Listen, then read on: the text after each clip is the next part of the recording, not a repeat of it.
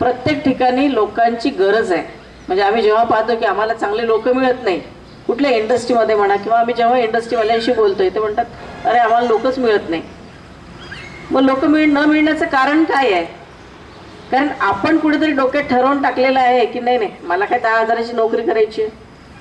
तुम्ही त्या शिक्षणाला लागले, आता तर कसा खर्च लागतच नाही म्हणा, पण मग मी 4 वर्ष गेले मला आता एवढं 10,000 मी कसं काम करणार? अरे बाबा, पण तू जे शिकलाय ते अगदी बेसिक आहे.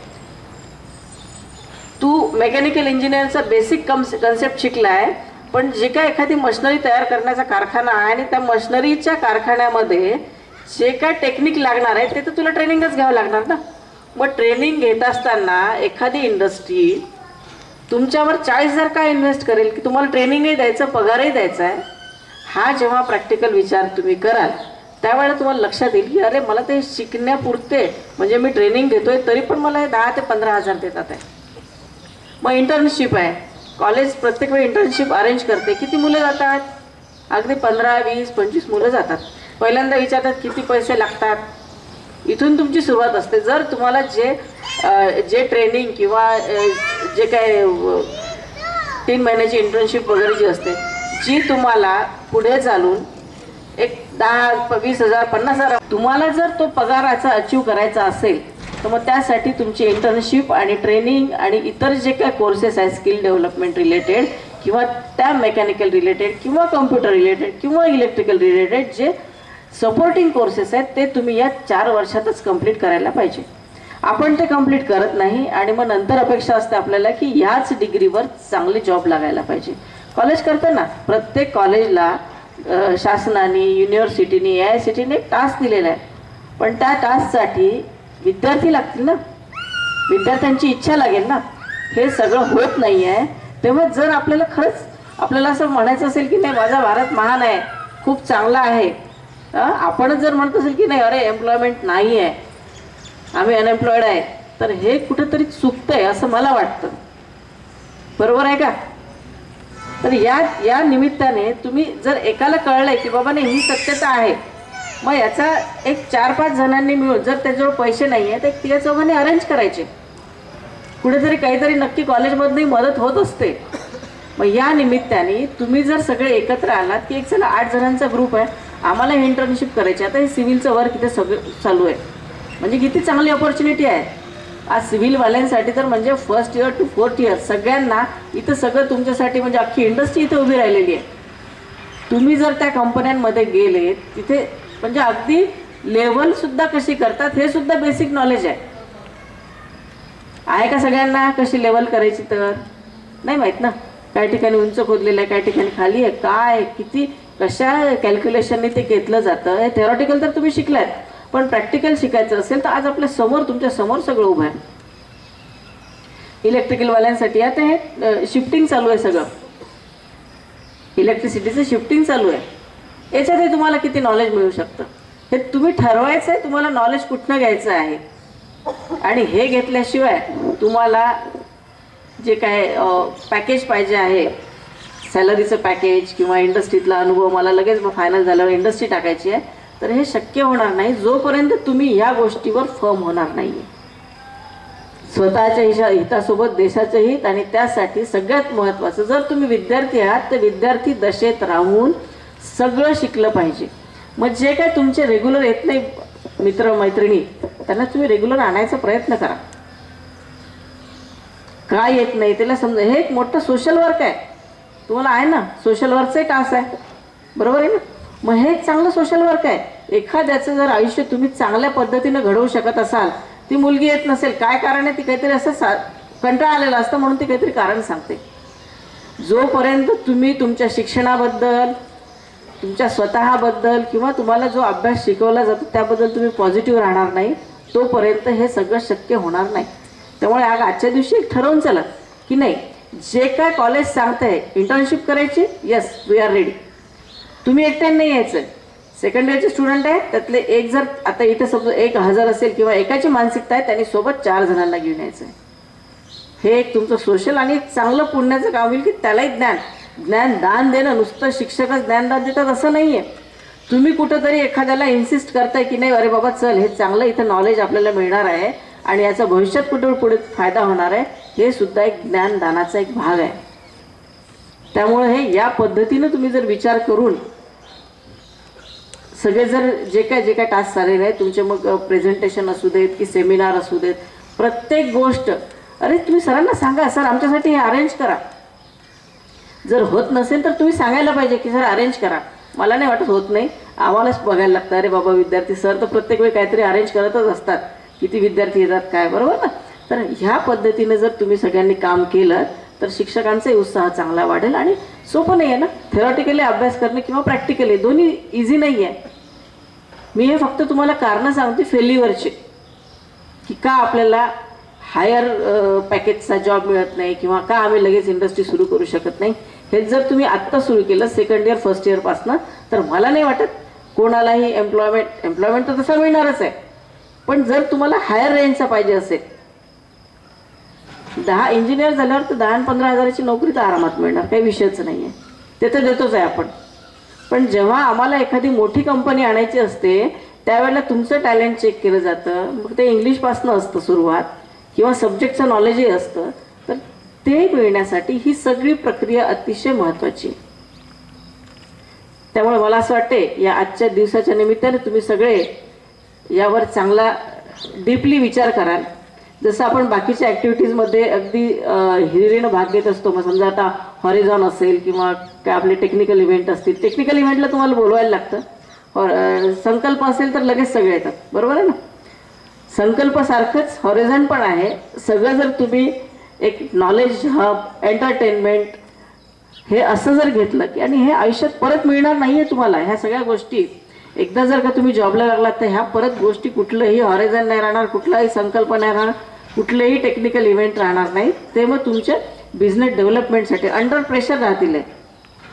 आजचा जे काय आजचे इव्हेंट्स किंवा नॉलेजचे जे काय गोष्टी होणार आहेत त्या तुमच्या एंटरटेनमेंटही होणार आहे, त्यात तुम्हाला नॉलेज पण मिळणार आहे आणि हसत खेळत सगळं होणार आहे. पुढचं प्रेशरमध्ये होणार आहे, बरोबर ना. कारण त्यासाठी तुम्हाला प्रोडक्शन वाढवायचं आहे. मग प्रोडक्शन कशासाठी वाढवायचं आहे तर इकडे काहीतरी तुमचा लॅकुना झालेला आहे, ते कमी झालेलं आहे काहीतरी प्रोडक्शन.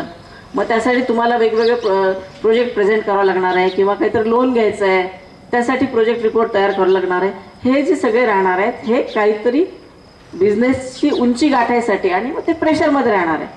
आजचा दिवस असा आहे की जो विदाऊट टेन्शन, विदाऊट प्रेशर, तुम्ही इथे कोणी म्हणणार नाही ठीक आहे तुझा एखादा जर प्रोजेक्ट चुकला असेल तर तुम्हाला सर सांगतील आहे. पण तिकडे जर काय चुकला एखादा, जर तुम्ही बिझनेसच्या डेव्हलपमेंटसाठी जर प्रोजेक्ट केला आणि तो चुकला, तुमचं बिझनेसचं नुकसान होणार आहे. पण आज इथं नुकसान होणार नाही. इथे करेक्टिव्ह मेजर्स तुम्ही इथं वापरू शकता. इथे करेक्शनला जागा आहे. म्हणून तुम्ही सगळ्यांनी, आणि स्टाफ तर सगळं सोबत असतोच तुमच्या, पण स्टाफने पण ह्या सगळ्या पद्धतीने विद्यार्थ्यांना इन्सिस्ट करायला पाहिजे की बाबा तुम्ही हे सगळ्या गोष्टी करायला पाहिजे. याच्यासोबतच आपल्या देशात काय घडामोडी घडत आहे याचं नॉलेजसुद्धा असायला पाहिजे. आता एक रिसेंट CA कायदा झालेला आहे नागरीचा, अतिशय चुकीच्या पद्धतीनं लोकांनी तो बाहेर दिलेला आहे. काय आहे तो कायदा, अगदी थोडक्यात सांगते. तो कोणत्याही जाती धर्माच्या विरोधात नाही, हा सगळ्यात महत्त्वाचा विषय. आपल्याच आता जे काय पाकिस्तान आहे, अफगाणिस्तान वगैरे, ओके, ह्या राज्यांमध्ये, या देशांमध्ये राहणारे हिंदू, शीख, ईसाई वगैरे हे जे लोक आहेत हे तिथे अनेक वर्षापासून राहत आहेत, पण तिथे सरळ कत्तल चालू आहे लोकांची. मग ह्यांना आसरा घ्यायचा असेल तर कुठे घ्यायचा, कुठेच घेऊ शकत नाही. जोपर्यंत आपल्या इथे ते येऊन निर्वासित जर राहिले तर त्याचा काहीच उपयोग नाही आहे. त्यांचं आयुष्य अगदी फेल गेलेलं आहे, मग ते नुसते जगतात आहे. मग या लोकांना आधार देणं ही आपली पुरातन संस्कृती आहे. आधीच्या कायद्यामध्ये ही प्रोव्हिजन नव्हती. आणि मग जे अल्पसंख्याक म्हणजे त्या देशात हिंदू, जैन, मुस्लिम तर तिथे आहेतच, त्याच्यामुळे ते अल्पसंख्याक त्या देशात नाही. कोणत्या अफगाणिस्तानमध्ये, पाकिस्तानात, बांगलादेशमध्ये तिथे हे मुस्लिम बहुल राज्य आहेत, त्यामुळे तिथे मुस्लिम अल्पसंख्याक नाही. त्या देशामध्ये हिंदू, जैन, शीख, बौद्ध हे त्या देशामध्ये अल्पसंख्याक आहेत. अल्पसंख्याकांची व्याख्या लक्षात आली. भारतात हिंदू बहुल राष्ट्र आहे, त्यामुळे मुस्लिम बौद्ध हे अल्पसंख्याकामध्ये येतात, ख्रिश्चन अल्पसंख्याकामध्ये येतात, बरोबर आहे ना. मग त्यांना कुठेतरी एखादा देश मिळावा राहायसाठी म्हणून हा कायदा केलेला आहे. याचा अर्थ असा कुठेच नाही आहे की भारतात जे राहणारे लोक आहेत, जे पहिल्यापासून राहून राहिलेले आहेत, त्यांना इथून हाकलून देणार आहे. लक्षात आला कायदा. याचे डिटेल काही व्हिडिओज आहेत, माहिती आहे, ती वाचा. काय होतं, जेव्हा कोणी काहीतरी आपला मोर्चा घेऊन येतं, कोणी काहीतरी सांगतं, त्यावेळेला आपले डोक्यात अरे चुकीचं असेल का. तर ह्या गोष्टींचा पण अभ्यास करणं आपल्यासाठी एक नागरिक म्हणून अतिशय महत्त्वाचं आहे. आधीच्या पाठमध्ये तुमचं अस्तित्व, तुम्ही काय करायला पाहिजे हे अतिशय महत्त्वाचं होतं देशहिताच्या दृष्टीने. आणि आज जे 26 जानेवारी ते आज जो आपला प्रजासत्ताक दिन आहे, जशी घटना सगळ्यांना माहीत पाहिजे, तसे जे काही नवीन कायदे बनतात ते कोणता नेता सांगतोय याच्यावर तुम्ही कधीच डिपेंडेंट राहिलं नाही पाहिजे. आता तर गुगलवर सगळं तुम्हाला मिळते. लोकसभेत काय प्रस्ताव पारित केला आणि त्याचं डिटेल काय आहे, विश्लेषण काय, हे तुम्ही लगेच पाहू शकता. त्यामुळे कोण काय सांगतं यापेक्षा तुम्ही तो अभ्यास करायला पाहिजे. आणि सगळ्या व्हर्जनमध्ये आहे, हिंदी, मराठी, सगळ्या लँग्वेजेसमध्ये ते तुम्हाला ऐकायला मिळतं. त्यामुळे येणाऱ्या प्रत्येक घटनेचा अभ्यास करून त्यावर तुमचं मत टाकणं, आपलं मत नक्की टाकलं पाहिजे. आणि कशा पद्धतीचा कायदा आहे, कारण वरती बसणारे लोक नागरिकांच्या हिताच्या विरोधात, कुठलाही पक्ष असो, पक्ष कुठलाही असो, ज्या वेळेला एखादी वरची जबाबदारी म्हणजे अख्ख्या देशाची जबाबदारी येते, तेव्हा ते काय म्हणता येईल त्याला, बेजबाबदारपणे वागूच शकत नाही आणि वागता येत नाही. राजकारण हा त्यातला एक वेगळा भाग झालेला आहे. पण जेव्हा देश हित येतं तेव्हा कुठलाच पक्ष कोणत्याही नागरिकाच्या विरोधात वागत नाही. पण हे आपल्याला समजून घेणं अतिशय गरजेचं असतं. त्यामुळे यापुढे मला असं वाटतं नियमितपणे तुम्ही जे काय कायदे होतात, कायद्यात बदल होतात, कारण 60 वर्षापासून एकच कायदा जर चालू असेल तर बदल करणं आवश्यक आहे की नाही. तुम्ही बदललं ना तुमचं राहणीमान, आपण आपले राहणीमान बदलले की नाही. आधी काय घालत होतो, स्पर्कर ब्लाऊज घालत होतो ना, आता सलवार कुर्त्यावर आला, आता पॅन्ट शर्टवर आलो आहे. मुलंही सुद्धा कोणत्या वेगवेगळ्या प्रकारचे पायजामा शर्ट सदरा घालायचे पहिल्यांदा, आता पॅन्ट शर्ट जीन्सवर आलेत ना. खाण्यापिण्याच्या पद्धती बदलल्या. मग 60 वर्षात तुम्हाला असं वाटतं का तेच ते घिसेपिटे कायदे म्हणजे नव्या बदलानुसार बदलावं लागेल की नाही. जर आपण म्हटलं असतं की नाही शिवाजी महाराजांच्या काळात अशा प्रकारची शिक्षा होती, समजा एखाद्याने फॉर एक्झाम्पल अशीच असेल असं नाही आहे, पण काही याच्यात होती, म्हणजे जर एखाद्याने एखाद्याचा हात तोडला तर त्याला हात तोडायची शिक्षा ही अतिशय जुन्या काळात होती. त्यानंतरही बऱ्याचशा रूढ शिक्षा होत्या, कठोर होत्या. पण मग त्यात चूक बरोबर एखाद्याला चुकायची सुधारायची संधी द्यायला पाहिजे. अशा पद्धतीचा जेव्हा विचारधारा आली त्यावेळेला अनेक कायदे बदलत गेले. म्हणजे 10 वर्षापूर्वीचा भारत काय होता आणि आजचा भारत फरक आहे की नाही. त्यामुळे प्रत्येक गोष्टीत बदल हा असलाच पाहिजे. घटना कोणी बदलत नाही, पण घटनेमध्ये अशा काही प्रोव्हिजन्स आहेत की जर अशी काही परिस्थिती आली तर हे कायदे बदलता येतील. त्यामुळे हे जे असतं हे प्रत्येक तिथे लोक अभ्यास करणारे बसलेले असतात आणि त्या पद्धतीने सगळं बदलत असतं. त्यामुळे आपण सगळ्यांनी ह्या गोष्टीचा विचार करायचा आहे.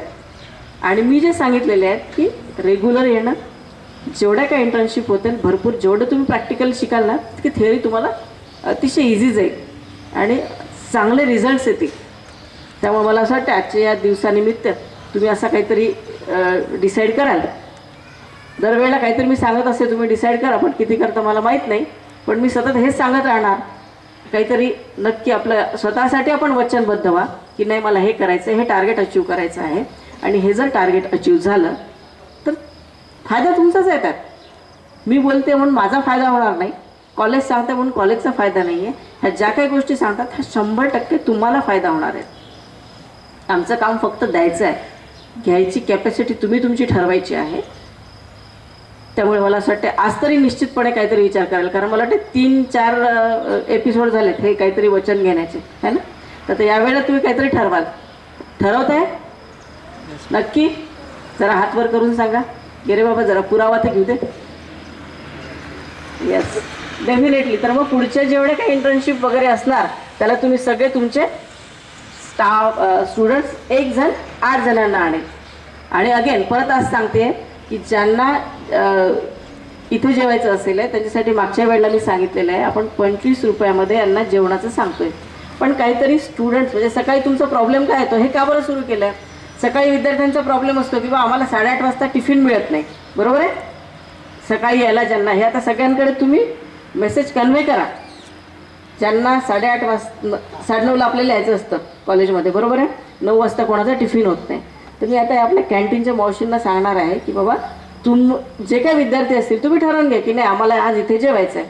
मावशींना सांगून द्यायचं, त्या तुम्हाला 25 रुपयात जेवण देतील. ओके, म्हणजे जे काय तुमच्या टिफिनची कॉस्ट असते त्याच कॉस्ट त्यापेक्षा कमी याच्यात इथे आपण करणार आहे. तुमच्यासाठी आम्ही शेतात गहू लावला आहे आता, चांगला ऑर्गॅनिक तुम्हाला खायला मिळावं म्हणून. मग हे सगळे फायदे जे आहेत हे तुम्हाला मिळाले पाहिजे. मग हे कशासाठी, याच्या मागे परत तुमचाच फायदा आहे. चांगलं खाल्लं, ओके, ऑर्गॅनिक खाल्लं, केमिकल्स डोक्यात गेले नाही तर तुमची बुद्धी पण चांगली काम करायला लागेल, बरोबर आहे ना. मेंटल स्टेट चांगलं राहील, तब्येत चांगली राहील. तर आणि मग तुम्ही हे कारणं सांगणार नाही की अरे 8:30 वाजता माझा टिफिन येत नाही, मग मला यायला जमत नाही वगैरे. तर ही आपण सुविधा सुरू केलेली आहे. तुमचे सर आहेत, ते सर सगळे तुम्हाला सांगतील कशा पद्धतीने राहील ते. त्यामुळे मला असं वाटतं हे कुठलंही कारण न देता तुम्ही नियमितपणे यायचं.